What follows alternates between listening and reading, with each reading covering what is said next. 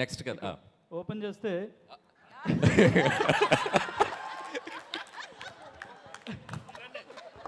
Next shot చెప్పండి ఒకసారి. అదే సాయి కుమార్ గారు ఎలివేషన్తో మీరు వస్తారు. అప్పట్లో ఒకడు ఉండేవాడు పోలీసు, ఇలా ఉండేవాడు, ఇలా గంభీరంగా ఇలా ఉండే, ఆయన కొడితే ఎక్కడెక్కడ వెళ్ళిపోతారని ఒక ఎలివేషన్ వస్తుంది. ఎలివేషన్తో మీరు వస్తారు. అక్కడ ఒక ఊర్లో గ్రామంలో సాఫ్ట్వేర్ కంపెనీ పెట్టాలనుకుంటారు. కాకపోతే అక్కడ ఒక ప్రాబ్లం వస్తుంది. అప్పుడు మిమ్మల్ని తీసుకొస్తారు పోలీస్గా. మీకు ఐశ్వర్య కాదు ఏమన్నారు మీనాక్షి గారు సపోర్ట్ చేస్తారు. ఆమె ఆల్రెడీ డిపార్ట్మెంట్లో ఉంటారు. సపోర్ట్ చేసిన తర్వాత మీరు ఎలాగో ఎక్స్ గర్ల్ ఫ్రెండ్ కాబట్టి మీ మధ్యలో మళ్ళీ ఆమె వస్తారు. అలా ఫండ్ నడుస్తుంటుంది. ఆ తర్వాత సీఎం ఏం చేశారు, అలాగే పార్టీ ప్రెసిడెంట్ ఆ ఊరిని కాపాడడానికి, అలాగే అక్కడ ఫ్యాక్టరీ మైక్రోసాఫ్ట్ ఫ్యాక్టరీ రావడానికి ఏం చేశారు అనేది ఒక స్టోరీ అనుకుంటున్నాను. కాదు, తెలుగు ఫిల్మ్ ఇండస్ట్రీలో ఒకరు కథ చెప్తుంటే లైవ్ పర్ఫార్మెన్స్ చేసింది ఇదేనేమో. మీరు కథ చెప్తుంటే మీ ముందు పాత్రలు కదులుతున్నాయి, మీరు గమనించారా లేదో. సంక్రాంతికి వస్తున్నాం 2025, 26, 27 వరకు వచ్చేస్తాయి కథలు. Thank you. అనిల్ గారు సార్ మీరు ఎమ్మెల్యే అవుతారనుకుంటే సీఎం అయ్యారు సార్, కంగ్రాచులేషన్స్.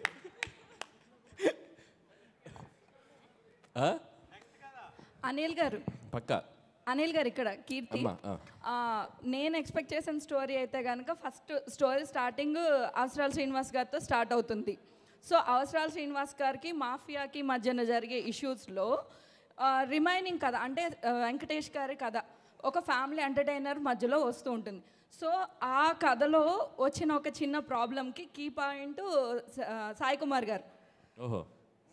సో ఆ సాయి కుమార్ గారు నుంచి వెంకటేష్ గారికి స్టోరీ డైవర్ట్ అవుతుంది. మధ్యలో ఫన్ ఎలిమెంట్స్ అన్నారు కాబట్టి నరేష్ గారిది అండ్ అలానే గణేష్ గారిది ఫన్ ఎలిమెంట్స్ అన్నారు కాబట్టి సో కనెక్టివిటీ ఉంటుంది. అలా అది మేము ఎక్స్పెక్ట్ చేస్తున్నాం. కీర్తి మీ ఫోన్ నంబర్ ఏంటి?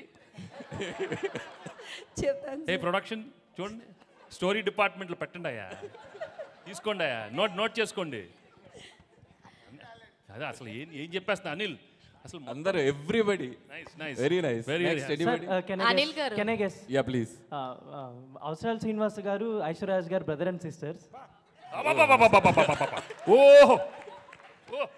సో ఆయనకి ఏదో ఒక ప్రాబ్లం వస్తుంది, ఒక క్రైమ్ జరుగుతుంది అనమాట. అంటే విలన్కి అండ్ అదే ఒక క్రైమ్ ట్రయాంగిల్ క్రైమ్ స్టోరీ అయితే జరుగుతుంది. చెప్పండి. ఒక క్రైమ్ ట్రయాంగిల్ స్టోరీ అయితే జరుగుతుంది. అంటే విలన్కి ఐశ్వర్యరాజ్ గారికి అండ్ వెంకటేష్ గారికి. సో మీనాక్షి గారు కూడా దాంట్లో ఎలా హెల్ప్ అయ్యారు ఏంటి అనేది ట్రయాంగిల్ క్రైమ్ స్టోరీ. అంటే ఇప్పుడు ఐశ్వర్య అవుటా? స్టాబ్. మంచి హీరోనే కదా సార్, చంపేయకూడదు కదా. సో అనిల్ గారు ఇక్కడ ఐఎమ్ హేమవాలిని అండి. సో నాకు నీకేమనిపించిందమ్మా? అదే చెప్తున్నాను.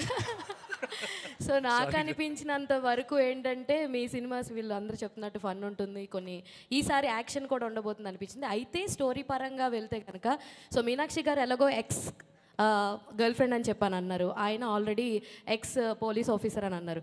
మేబీ ఆయన సర్వీస్లో ఉన్నప్పుడు ఏదో ఒక ఇన్సిడెంట్ వల్ల ఆయన దాన్ని లెఫ్ట్ అయిపోయి బయటకు వచ్చేసిన తర్వాత ఐశ్వర్య రాజేష్ గారితో పెళ్ళి అవ్వడం జరుగుద్ది. ఆ తర్వాత వాళ్ళ అబ్బాయి. సో ఇదంతా నడుస్తుంది. ఆయన వచ్చేసిన తర్వాత ఊర్లో మేబీ వాళ్ళ సీఎం ఉన్న ఊర్లోనే ఆయన ఉంటాడు. సో ఈయనకి అండ్ గణేష్ గారికి కూడా చాలా కామెడీ ట్రాక్స్ ఉన్నాయి కాబట్టి ఈయన ఏదన్నా ఒకవేళ రాంగ్ ట్రాక్ వెళ్తే దానికి సజెషన్స్ గైడ్ లైన్స్ కోసం మన వెంకటేష్ గారి హెల్ప్ తీసుకుంటూ ఉండొచ్చు.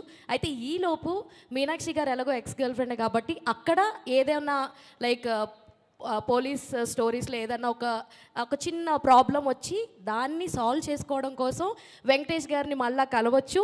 ఆ ఉద్దేశంతో ఆయన దగ్గరికి రావడం అండ్ ఈవిడికి ఆల్రెడీ ఐశ్వర్య రాజేష్ గారికి వీళ్ళిద్దరూ ఎక్స్ అని తెలిసి వీళ్ళిద్దరూ కలవకుండా చూసుకోవడం.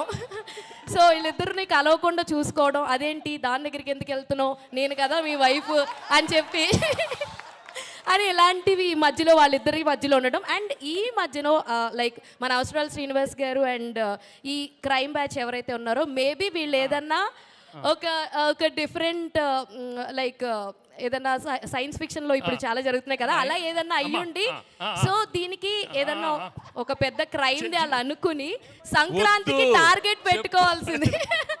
వాళ్ళు సంక్రాంతికి అదేమన్నా మనం ఆ సంక్రాంతి టైంలో దాన్ని చేద్దాము అమలు చేద్దాం అని అనుకుని ఉండొచ్చు. మేబీ అందుకే సంక్రాంతికి వచ్చామని ఒక టైటిల్తో రావు.